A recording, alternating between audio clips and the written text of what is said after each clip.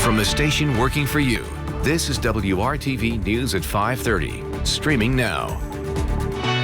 Now at 5:30, it could mean more in your paycheck. Some companies are taking advantage of it, but others say it's not worth it. Why the payoff may come with a catch. And it may not be your traditional spot to propose, but for one Indiana couple, this grocery store was the perfect spot. Chris? Topping our lineup, price gouging is still happening, including markups on everything from paper towels to hand sanitizers.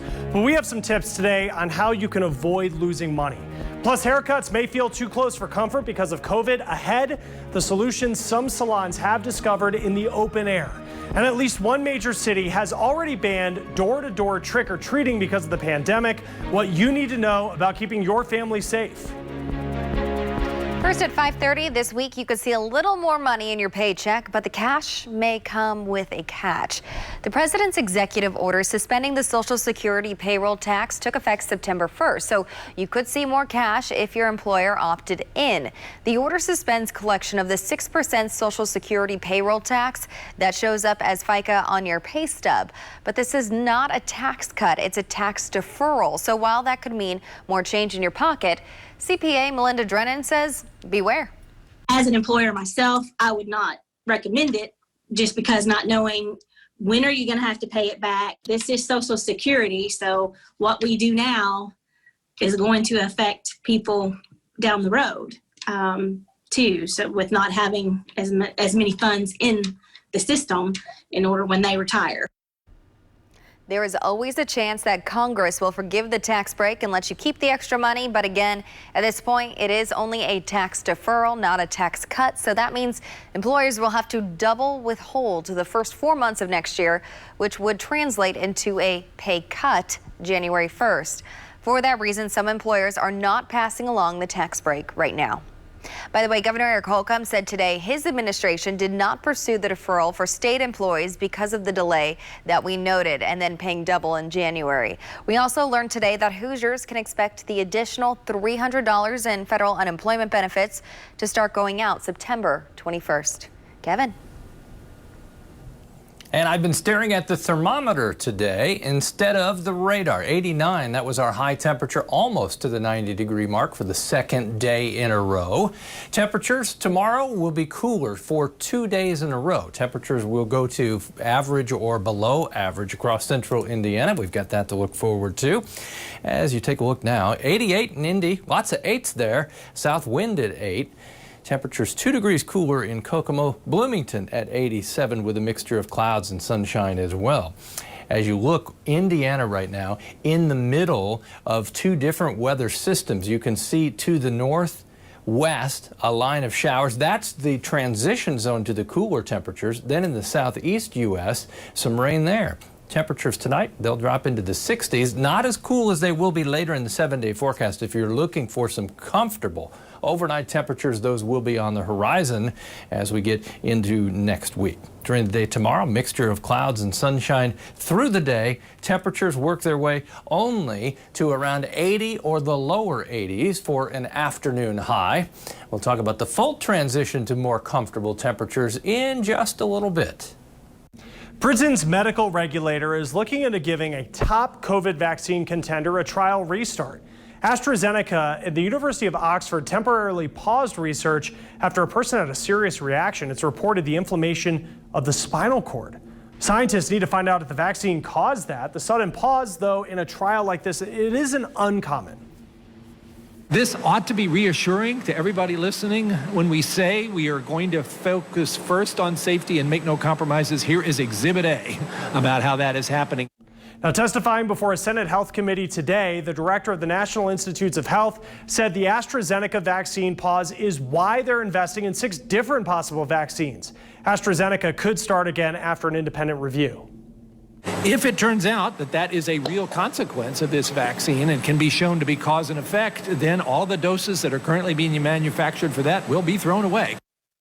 Senators also asked for clarity on how a COVID vaccine would work. They are taking a small bit of the virus, namely that spike protein, and putting it into a fashion that the body can raise an antibody to it. But that's all you're getting is that part, that little bit of the virus. You're not going to get infected by COVID-19 by any of these, I promise you. Now, there are 3 different techniques the top vaccine contenders are using, and even if there is a problem with one approach, it won't necessarily stop others from getting to market. Now, we are seeing more jobs being advertised right now, but businesses were still hiring fewer workers this summer. That's what new numbers out today from the Labor Department show. There were 6.6 million jobs posted at the end of July. That is up from 6 million at the end of June. It is about a million fewer than a year earlier. Hiring dropped to 5.8 million, down from 7 million in June. UPS says that it plans to hire more than 100,000 extra workers this holiday season, which is slightly more than last year. It's expecting more packages because of the pandemic. FedEx plans to hire 70,000 workers for the holidays. That is up from 55,000 a year ago. Well, more to get to in our lineup. More than 6 months into this pandemic, we are still seeing price gouging online. We will tell you where it is showing up and what you need to watch for.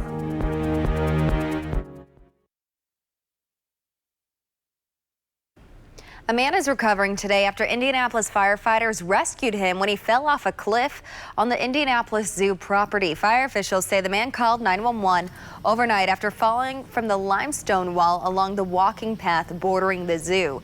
He told crews he fell asleep there, and when he woke up, he had fallen off. Emergency crews arrived around midnight and had to conduct a rope rescue to reach him. The man was taken to the hospital in serious condition but is expected to recover. And a 21-year-old is dead after a work-related accident at a construction site in Hendricks County yesterday afternoon. It happened at a residential site in the 400 block of Foxborough Circle. Sheriff's deputies say the man, Braxton Lee Lynch, was involved with an accident with a piece of excavating equipment. He died at the scene, but authorities are calling it an accident. The sheriff's office is investigating, and the Indiana Occupational Safety and Health Administration is launching a safety compliance inspection. Chris. Price gouging continues to be a problem for Amazon shoppers, according to the U.S. Public Interest Research Group. A consumer watchdog says the price spikes are not based on normal supply and demand. People are really struggling right now, and the last thing that they need to worry about is going to the store or going online and finding the products that they really need to keep themselves safe at ridiculous prices. U.S. PIRG found a wide range of products can cost 2 to 14 times more. For example, disinfecting wipes cost nearly $40 on Amazon. Compare that to the $5 they cost at other stores. Now, they suggest that you do make sure you know the average price of what you're looking for and that you shop around. Now, as part of the HEROES Act, Congress did pass price gouging legislation. Then some states have bills to further define emergency products to fight price spikes. Still, U.S. PIRG expects that this problem will continue. We see situations like this come up in hurricanes and tornadoes when people need to buy space heaters and electric lamps. And so this will continue to be a problem going into the future if we don't address this issue now. Now, early on in the pandemic, Amazon removed thousands of listings and third-party sellers from its website for suspected price gouging. In August, Amazon said it was working to maintain its fair pricing policy while taking into account reasonable increases. Mortgage applications are climbing significantly. The Mortgage Bankers Association finds they're up 40% compared to the same time last year. Normally, that change is in the single digits. Low mortgage rates are likely encouraging buyers. The average interest rate fell to a record low of 2.62% on conventional loans for the 15-year fixed rate mortgage. All right, next in our lineup, haircuts. They may feel just too close for comfort for some people because of COVID right now. So we'll show you the solutions that some salons have discovered in the open air.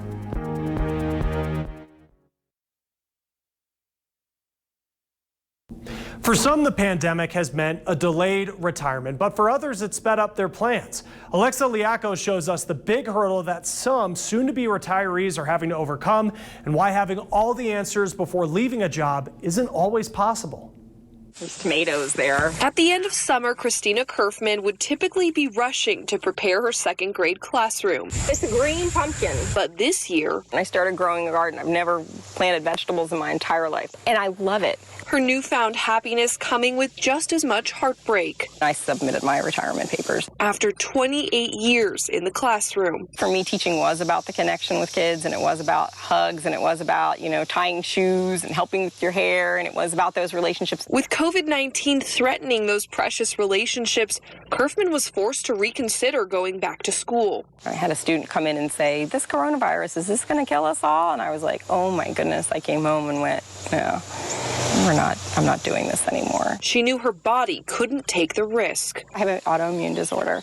It's getting a little bit worse. It's similar to rheumatoid arthritis, so I have trouble with walking. On top of that, a few years ago, she spent weeks in the hospital for a blood clot in her lung. I was saying goodbye to friends and family. I wasn't willing to test that again. Because losing her health would mean losing time with those she loves most. I'm a mom more so than I'm anything else. And I have to be able to look at them every day and say that I want to be here for you. So she's stepping away from all she's known. I've cried virtually every single day. And the financial hit of retiring early at 55, Kerfman says, doesn't help. My retirement pension is $1,000 a month. My health care is going to be $2,000 a month. So I'm in the hole already. It's a huge financial decision, but in the end, you're talking about your life at stake. Kerfman is not alone in facing early retirement. The Brookings Institution estimates that between March and June, 2.9 million older workers lost their jobs because of COVID-19. And female workers are at a higher risk of unemployment than males. For Kerfman, the tough choice has come with an outpouring of support. It's tradition in our school when you retire for everyone to fill out a scrapbook page of some retirement advice. Even if she wasn't ready for that advice quite yet. It's time to enjoy your pool, your animals, and traveling. Boy, people know me, don't they? Look forward to the best days of your life. We love you and we miss you. It's hard. And she will feel a void that only the laughter of children can fill. But Kerfman keeps reminding herself of one thing. It's not the way that I wanted it to end, certainly. I didn't get to say goodbye to my class. I didn't really get to say goodbye to my fellow teachers, but that'll come. I'm Alexa Liacco. Sometimes it's the everyday things that can make beautiful memories. And here's a local love story that'll just feed your soul. This Central Indiana couple recently got engaged in a grocery store that's very special to them. They were sweethearts when they were young, but Eric Wilhite and Rachel Miles had to part ways for college. Years later, they ran into each other at this Aldi's in Kokomo. The reunion rekindled their relationship, and they've been together ever since. Aldi's invited them to do an engagement photo shoot in the store to mark the occasion. Kevin?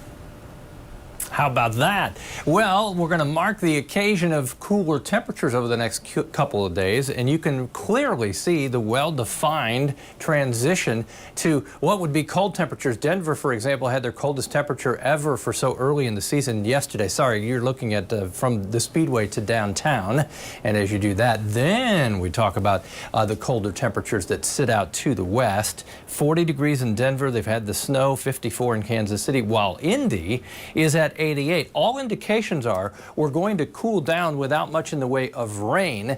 The day tomorrow and Friday we'll see more cloud cover as we push the warm, humid air temporarily south, but it should be dry. The humidity will be dropping. It's Friday that we'll see the humidity at its lowest. It comes back a little bit for the first half of the weekend before dropping again into early next week. Plan on 66 tonight. Not quite time to open the windows yet, but there are some nights ahead where you would open the windows and let the cooler, more refreshing air in. Breezy is how I'd refer to tomorrow. That north wind, 10 to 15 miles per hour. Temperatures struggle to hit 80. We should stay in the 70s. That's how we'll end the work week. Again, partly cloudy skies, more clouds than we've had. And then on Saturday, we'll introduce a little more humidity, the chance for thunderstorms returning. That's really our best chance over the weekend because Sunday, I think, is just 20% opportunity. Temperatures tomorrow, right in the lower 80s for the afternoon high. Friday, more in the way of clouds in the morning. more sunshine in the afternoon. Temperature hits 78, and that's really about it. There's the cloud cover I'm mentioning, but notice not producing anything in the way of rain. Temperatures starting to the north will be coolest on Friday. They'll only reach the mid-70s. We'll talk about the weekend and beyond coming up. My name is Story J, and that means I get the pleasure of being a storyteller to children. Now, as the country looks at racial equity and disparities, there is a lack of diversity among educators in youth entertainment. We're talking influencers like Jason Williams, a California art teacher and graphic artist and storyteller for young students. He went online when the pandemic happened, focusing on stories that display more diversity. I want my work to basically make a difference. I want other people to feel represented, whether they're African American, Muslim, Latinx, LGBTQ. I want people to feel that they have a voice again. Now, the reality is the number of diverse books being published increased substantially starting in 2014, according to the Cooperative Children's Book Center. As of last year, less than half of new children's books featuring black main characters were actually written by black authors. It's the only minority group with that kind of gap. Williams advocates for reading to kids, but also letting them express themselves through other mediums as well. You can ask a kid, how are you feeling? And they just be, but you give them a piece of paper and you let them draw, and then that's when you can see what they're feeling, what's going on in their head. One thing I really like about him is he's funny. He's really funny. He is a positive imagery of African American males, and we need that more than ever today. Now, you can find Williams' story, Jay Storytime videos featuring diverse books, sketches, and other activities on his YouTube channel. Well, the pandemic is taking a toll on mental health, and especially middle school age girls who seem to be taking it harder than most. 79% say that they feel more isolated and lonely. Girls like to talk, and I think it's harder to get that need met because it's a little different to be talking virtually versus being in person. Parents and caregivers can really do a great job by just making space for them to pay attention to their girl, have conversations with them, read with them. Now, middle school age girls may also be turning to social media more, leading to higher stress and depression. Well, it's often one thing that makes us feel better about ourselves, but for anyone at higher risk of catching COVID, getting a haircut still might not be possible. Chris Conti found a salon owner who is trying to rebound her business in new ways while also keeping clients safe.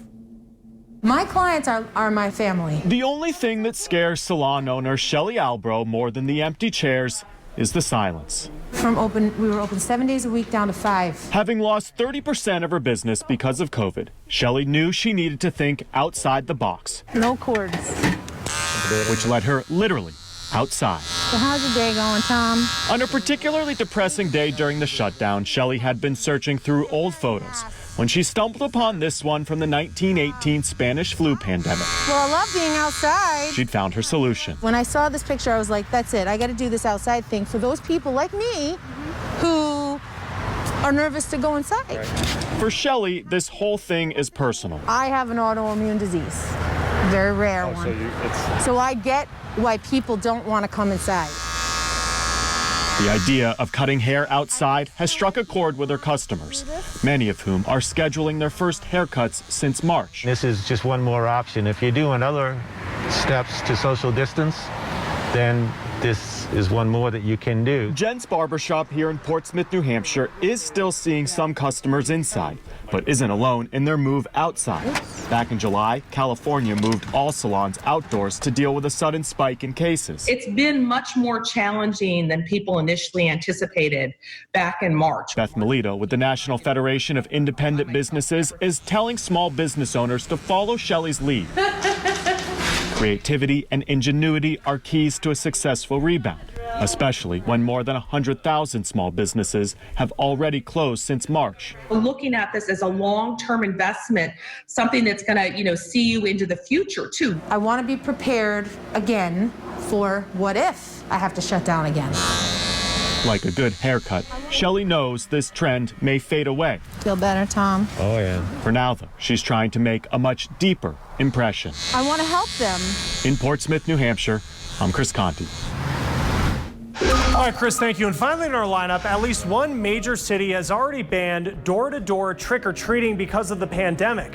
What you need to know about keeping your family safe.